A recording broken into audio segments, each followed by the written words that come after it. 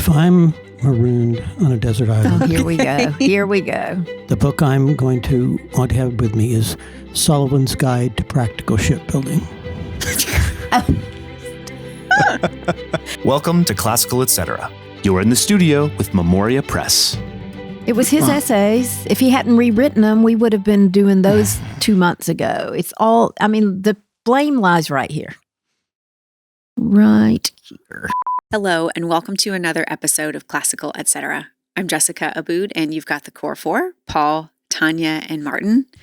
Well, are we dragging in today after a long weekend of working on I'm not sure work? What it is. Work just seems crazy right now. Yeah. Well, I was on vacation this weekend. So you should be rested. Here's my question though. Was it a trip or a vacation? Because those are two different things. Oh, it was a lake house. It was a 3-hour drive to the lake house that we're spending with my side of the family, nieces, nephews, sisters, in-laws, the whole deal. And it was wonderful. It really was. Got home like 2:00 yesterday and just worked until about 10 p.m. on the farm. Trying to catch up. And then I came in early this morning to try to not be behind. And by about 8:30, I was behind. Mm-hmm. So I got some things for you too we haven't talked about. Yes, I've been ignoring your chat. Which summer is usually, it's busy. Really busy, but it seems earlier. The busy has come earlier this year. Well, I think it just never left. Oh. I feel like it never left. I feel like this for me was a really hard end of school. Really? Like I had a lot of extra stuff to do for the school, and it put my Memoria Press stuff behind, and now I've got this huge list of things Ian needs from me. Mm-hmm. Ian's our print and production manager. Yes, he is. He's like a slave driver. He's a busy guy. Well, I did a relaxing thing. What's that? My wife and I and a couple of our kids went down to the riverfront down here to the bonsai festival. You know what? I've looked at that in years past. Did you enjoy it? It was awesome. So are you now going to do bonsai? Yes. Was it all inspiring? My plants are now going to be bonsai. No, it was really because I have these jacarandas that I had grown from seeds from out in California. They're originally from Australia. They were brought over to the U.S. like 7 years ago or something, and so there are now these big jacaranda trees, and they're kind of feathery leaves. These beautiful purple flowers in the summer. They get pretty big. But I can't. They won't grow out here outside, so I'm going to have to. I have to take them inside in the winter. So I thought, well, maybe I could grow them as bonsai plants. And so I found this guy there, and I just interrogated him about this. Can I do that with a jacaranda tree? Yeah. Well, how do I do it? And we're up and running. It's funny.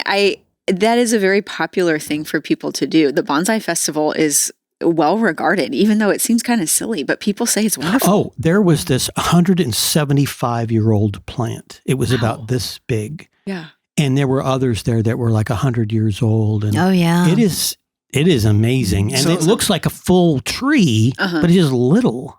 Mm-hmm. But so bonsai is really a method of taking care of the plants. No, it's not a kind of tree, because you can do it. There was all kinds of trees. Yeah, there were all kinds of trees. This feels like something Martin would do in his It does. It's going to be a sunset hobby for years. Yes. Yes. I went to a Braves game. Not quite the You same, did? but great, Wait, Tanya. I did. Hold Were on. you in Cincinnati? Cincinnati. Oh, they I were did playing hear the that you Reds were or going to something. do that. This Yeah. is so. I Did went you to a know what was baseball going game. on? A little bit. Dave did this running commentary the whole time. Yeah. And then he said, baseball's a really complicated sport. Yes. And he said, are you getting tired of my commentary? I said, I'm totally tuning it out. Wow. All It right. was a beautiful night, full moon, gorgeous over Cincinnati. Well, I guess what we did this weekend was in place of what we're reading for our updates. Let's go really quick. Martin, did you have any time to read between plants and bonsai interrogations? I'm reading something every day. I've been reading The Schools We Need and Why We Don't Have Them, because I've got a course, my pedagogy course going on right now at the first class last night. So had read about half the book yesterday. Again, I mean, I've these books that I teach, I read again and again and again, and yet it's always profitable. But It's amazing. You have a to. book To teach, you have to keep Oh, yes, rereading. you do. But also, it's like I'll see some aspect of it I just did not see before. Just a really good book just bears repeated readings. Yeah. Kind of like the Bible. Yeah, I'm sort of. constantly in the Bible thinking, how have I missed this story The Old in Testament, my life? especially for me. Yes, yes. How about you, Tanya? What are you reading? So I'm going to do this very quickly. Okay. But I just feel like I need to maybe do a little bit of a disclaimer thing. So Niall Williams, I feel like I was hard on him. And I went back, I always go back and look at what I've underlined. And I found I have so many passages underlined that are beautiful passages that he wrote that I would love to put in my vademecum. Mm-hmm. And I don't ever find that many passages in a book that I think are beautiful. So I must have loved him, even though I was irritated by his writing style. I was shocked when I went back and reread those passages. So Niall Williams, sorry, I am becoming a fan. Brideshead Revisited, finished. I think I've figured it out. I think I figured out my problem with it is that I'm a Protestant. And I didn't realize, and I talked to Paul about this, how, Protestants, we changed denominations. We're not really centralized. And I think I just didn't understand that, about when Catholicism is such a part of kind of like Judaism. Even if you're not a religious Jew, you still are ethnically Jew. I feel like that's the way it is maybe for Catholicism. And I didn't understand that. And I think you have to understand that to get that book. I think in that book, though, it's also even though there are characters who are not living according to the faith, but it's still with them. Right. But that draw is not only it's not only a cultural draw, but it is still a faith draw. It is. It's inside them, and they can't exercise it. And that I feel like I finally got it. So I persevered 3 reads, and I think I've got it. The Violent Buried Away, I've read this weekend. Oh my gosh. I mean, I just couldn't put it down. I just could not put it down. Flannery O'Connor, I still don't know what to think. Emma M. Lyon, I'm listening to again and loving it, but it is a little embarrassing because, I found myself this morning just laughing hysterically in my car, in the passing lane, thinking people are going to think I'm crazy. And I thought hopefully they think I'm just on the phone and talking to somebody because I look like an insane person. And I started The Wolves Are Silent, which is C.S. Harris, which is a British murder mystery. Always have to have one in the back pocket. I've been reading a lot of heavy, good stuff, and now I'm treating myself. Love it. Paul? I'm halfway through Macbeth, which I haven't read in 20 years. And now that I'm reading it again, I'm like, I don't think it feels like I've never read it before. And as I'm reading it, I'm also sitting here going like, there's no way I understood that 20 years ago. Even though I think like in high school, we read it and we did a play and I was in the play, but I still don't think I understood, I think the big picture probably, but that's about it. I just greatly enjoying it. I tell you, it really is. You really do have to reread in different generations books that are worth rereading. And Shakespeare, I've been trying to do the Shakespeare in 2 years with our students. It's hard to do that and really get an appreciate. You really have to stop and contemplate Shakespeare. You really do have to stop and think and slow down and reread certain passages. Yeah, that's great. Wonderful. Okay, well, let's get on to a listener question. This came to us from Elizabeth, and she says, what do you think is one of your most underrated pieces of curriculum material at Memoria Press? I'd love to hear about any hidden gems. Clearly the logic program. Oh, here we go. Here we go. Okay, the logic program. Not underrated. I think it's classical composition. Really? Yes, I think people are afraid of it. It is difficult. Because it's an unfamiliar It is unfamiliar. And also it's not your traditional writing program. Right. So that would be, I think, the thing that people steer away from, that they should probably embrace. And maybe we haven't done a good job. I agree with that. With it we've tried to make it as friendly as possible, and we do have great writing classes with an online academy that people can use. But I think writing's a problem anyway for people, because if you're not an editor, it's hard to edit your child's papers. So then you don't know if you're it assumes you yourself are a competent writer, and I think a lot of parents feel like they're not competent writers, right. And so they're going to edit their child's paper. What's that?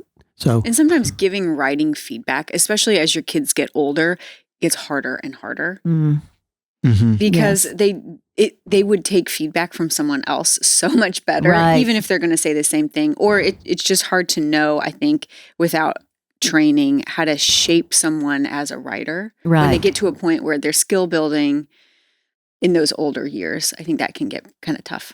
And I think also that we didn't, I don't know that, now I'm going to say the opposite, what's going to sound like the opposite, but I think that just this curriculum overall teaches students how to write. Because they're well-read and because they're writing every day in every subject, and I think they learn how to write. But you have to come alongside them there, and your standards have to be very high. When they're young, you have to have a high standard for a good sentence that answers a question. And so it's easy not, just to let that go because there's so much to do. But I think if you do that, your children will learn to write. And you need some guided way to do that. I think it's still big, journaling. Where you give them this little book to write in, and I just thought this was disastrous. There's no control. You form bad habits. Sometimes, if it's a teenager, it turns into a long gripe session, and it's either that or they have nothing to say. They don't have anything to say, but give them something to write about. And do it in a way that it's monitored in some form so that you can help them out, and so that it's not written to yourself. It's written to somebody or for somebody. I would like to suggest the children's retellings of Virgil and Homer, the Trojan War and the Aeneid for Boys and Girls. I don't know if I'm missing anything else. Even like Shakespeare's Tales from Shakespeare. Tales from Shakespeare, because I remember as a child like reading the Trojan War and just being so caught up in it, and it transports you and also makes you excited about then going and reading the originals. And it's so many characters. It's nice to have some kind of an idea before you get into the the books when they're older. And the Trojan War is like in the packages. I don't think the Aeneid for Boys and Girls is. No, it's not. But it should like be. Any of those retellings that a child can read earlier before they can read the original, they're helpful. Not replacements, but they're helpful to kind of get the imagination rolling. I agree. And give a foundation for the later books. Yes. Wonderful. Okay. Well, on to today's topic. In the world of classical education, there are more resources than ever before. We've got podcasts, websites, newsletters, journals, social media always bombards us with so much. And yet, I think many parents and teachers still feel overwhelmed. So today, we're going to discuss the resources we use, we recommend, and the ones that we return to. And I'm hoping that we pull out not just the famous ones, but the ones that have really shaped how you think and teach. So the first question is that classic desert island question. You're stranded and you have one resource on classical education. What would you choose? You know what I would choose. You've got to. Yes. Yeah. Okay. I'm going to whisper it. I mean that because it just was so influential to Hold me. on. What book are we talking about? Oh, she whispered it. Climbing Parnassus. I didn't want to be Climbing wrong. Parnassus. But I mean, knew. that is the book Cheryl Lowe handed me. Yeah. And that was so influential to me. And then everything else for me really just stemmed from that. Okay. Everything else that I've read, just that was because it's so readable. I think it's so well written. It was really on my level at the time. I can do like the schools we need and why we don't have them that you were talking about earlier. That to me is a much more difficult book than Climbing Parnassus. Yeah. Well, I mean, Tracy's a great writer. So for that mere reason, I think. Yeah. Well, Paul and Martin, you have one book. I don't want to get us off track here, but I refuse to answer that question in that way. Okay. Because if I'm on a desert island, I want. You've got Graham Greene. Yeah, possibly. But I want something. I mean, classical education is a means to an end, right? It's a means to human flourishing. And literature is going to help me flourish more on a desert island than a book about classical education. Okay, well, let's change the question then. We're looking for a book on classical education or a podcast or a journal article that you feel like would be appropriate for somebody who wants to know more about a classical education that has helped you. You're number one. Okay, Martin. I would go to the Jesuits' Ratio Studiorum, actually, from the 1580s, which I have not read, but I keep writing it down and keep not reading it.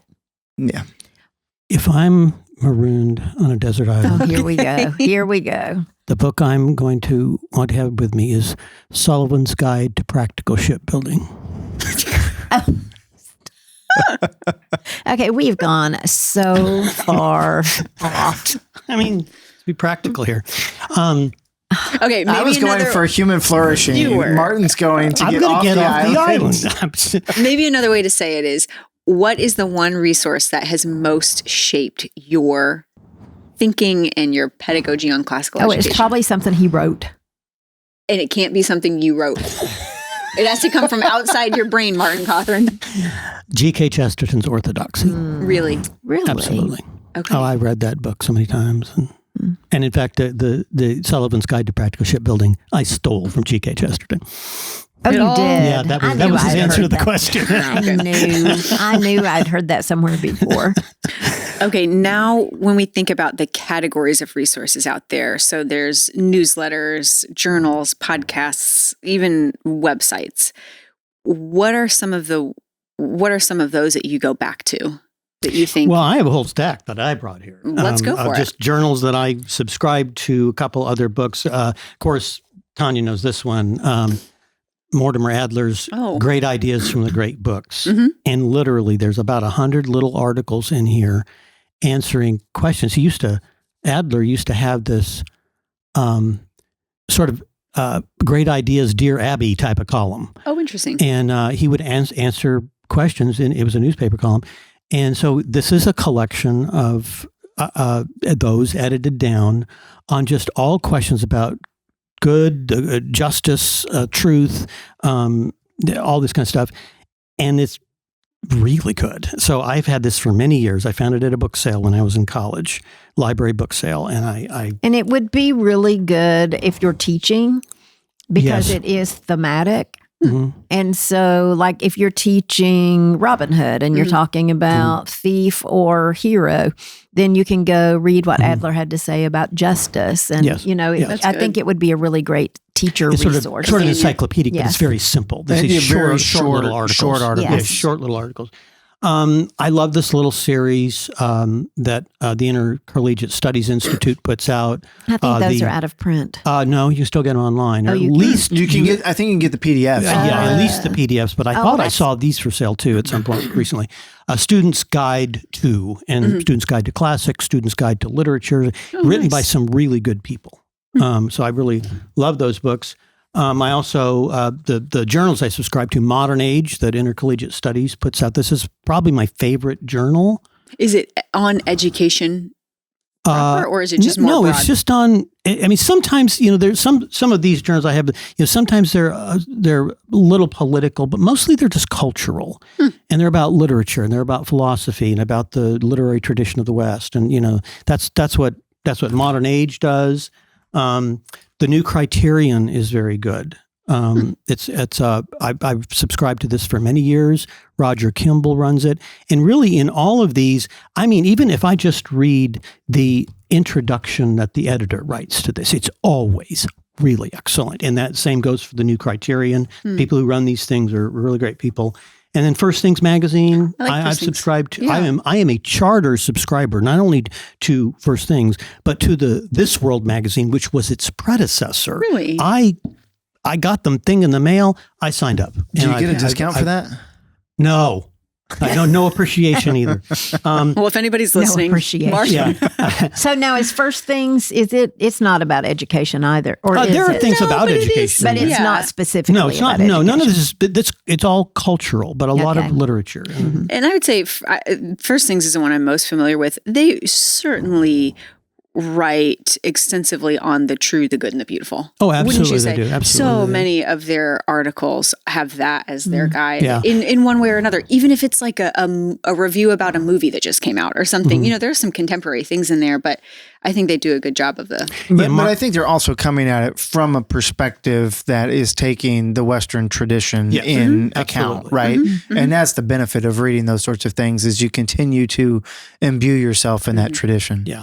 And then the thing I do, I do pretty well just consistently, is the Wall Street Journal's review section. I read it every Sunday afternoon on my porch. Because it's book reviews of the kinds of books, mostly, that I would be interested in reading.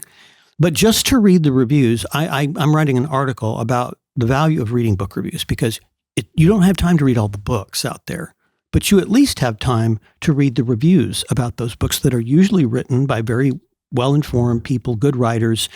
And so I enjoy this more than anything else. And of course, I get the physical paper. People don't get physical newspapers anymore, but you can get it online. They have a really good reader on their website. And of course, the coup de grace, which is this little magazine right here called The Classical Teacher. Seen that before. This, I'm telling you what.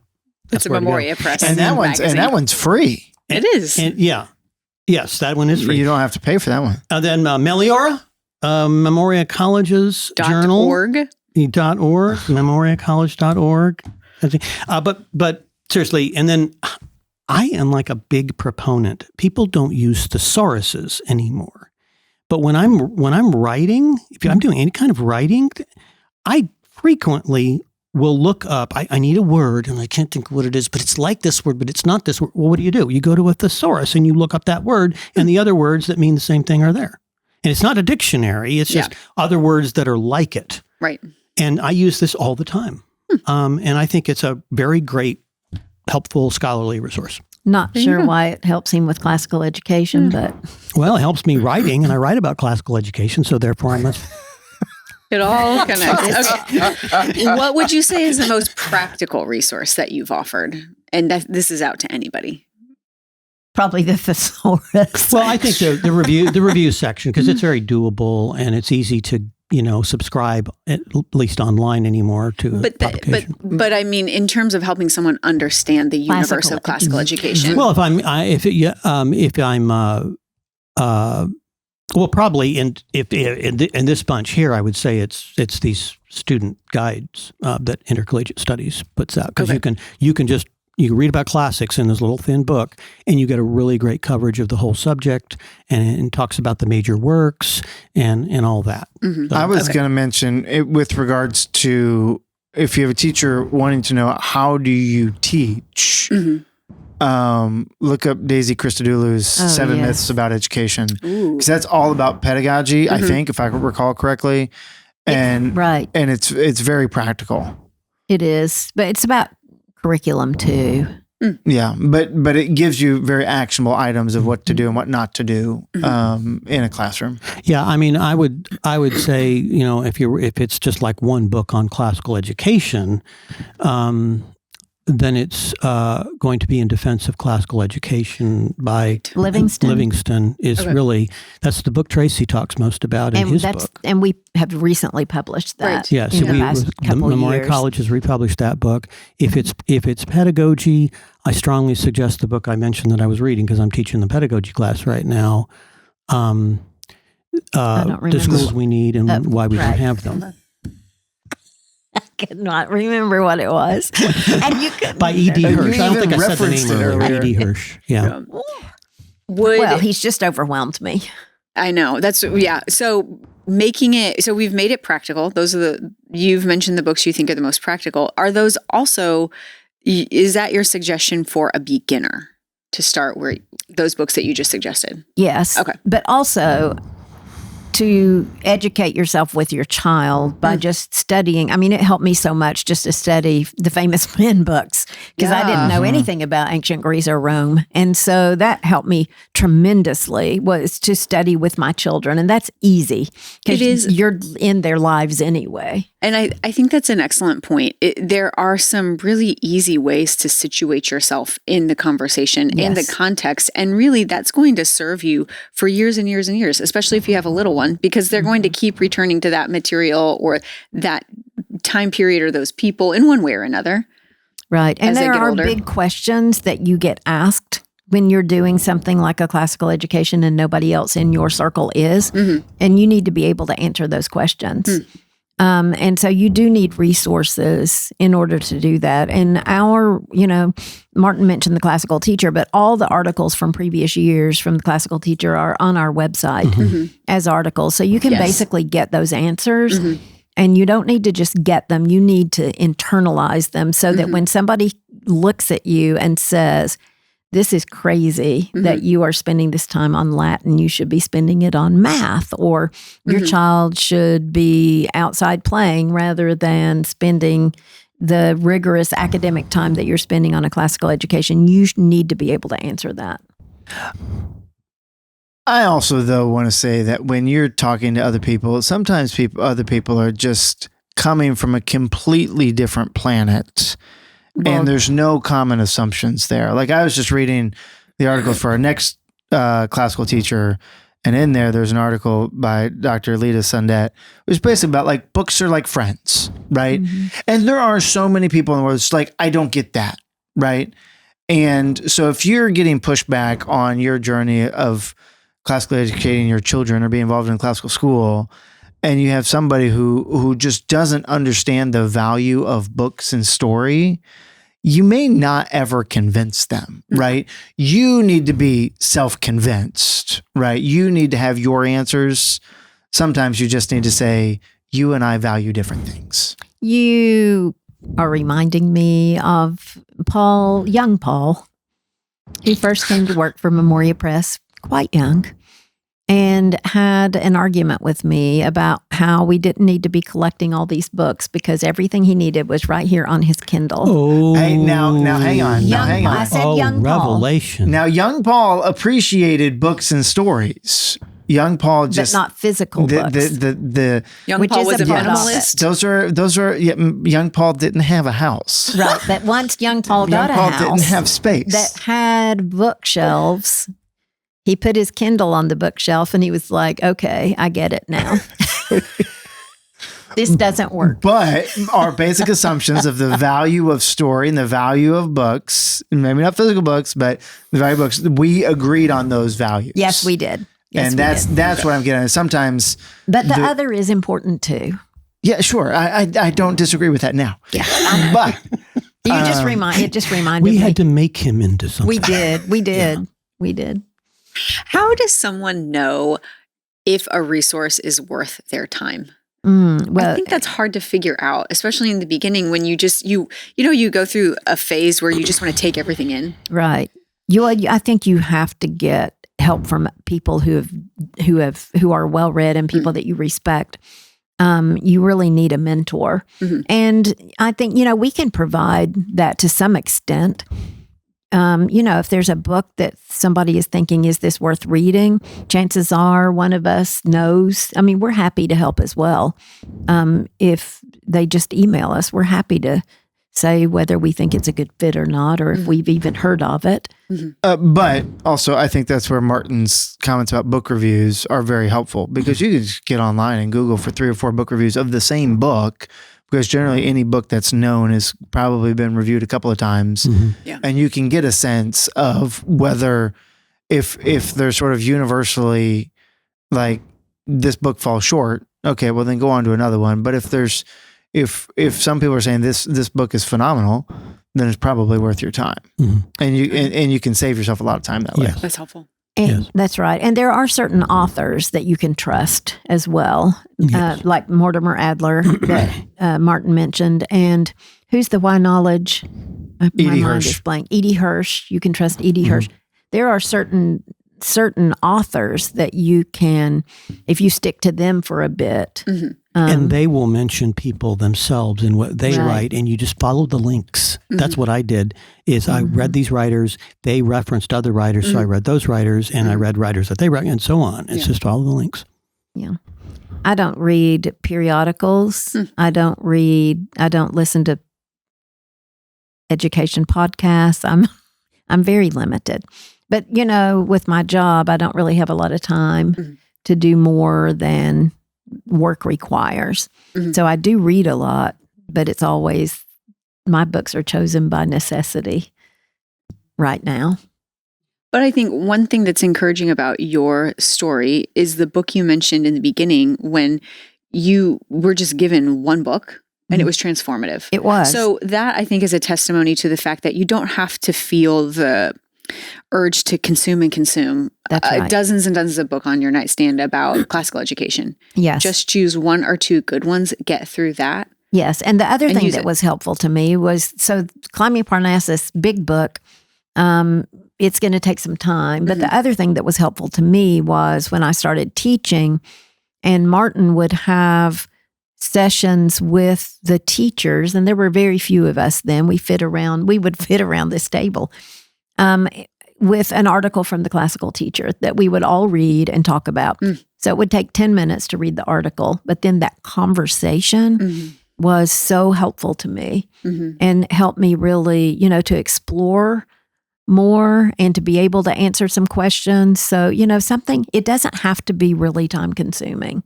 Yeah, this whole idea of a book club or a club where you read an article or something, I think that's another great thing. You will learn a lot by doing that. Other people will come to the table with books you've never heard of, and you like it, and so you read it too, and so on. And that's actually an excellent point, that resources aren't just materials, they're people too in your community.